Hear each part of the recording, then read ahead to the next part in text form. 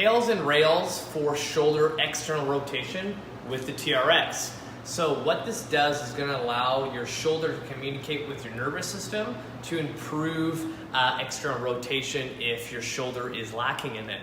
So to set up, you're going to grab the stirrups of the TRX, you're going to hold it with your hand, and you're going to start stepping forward, and you're going to aim your elbow to be in line with the shoulder. And again, it's not a pec stretch.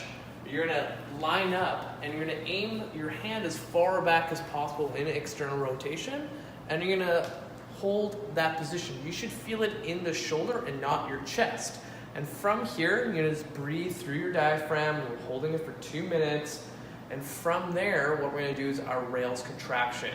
When we do our rails contraction, we're going to use our hand to push into the TRX as hard as possible. And again, I don't want you to go from 0 to 100. I want you to progressively get there. So that first rails contraction, as you're pushing into the TRX, you're going nice and slow, 0 to 20 to 40 to 60, all the way up to 100.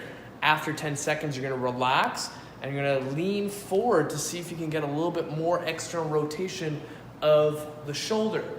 From there, you're going to breathe and relax into that new range of motion that you just got.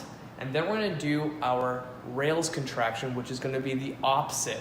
So what you're going to do is you're going to create all this tension across your body, and you can also use your other hand into a fist out into the side to create more tension. And you're going to aim this hand behind you. You should get some slack, and you're going to be really focusing on that rails contraction to really drive the back of your hand to that back wall. And then after 10 to 15 seconds, you're going to relax and slowly come off from it, because you're going to put your shoulder in a kind of vulnerable position.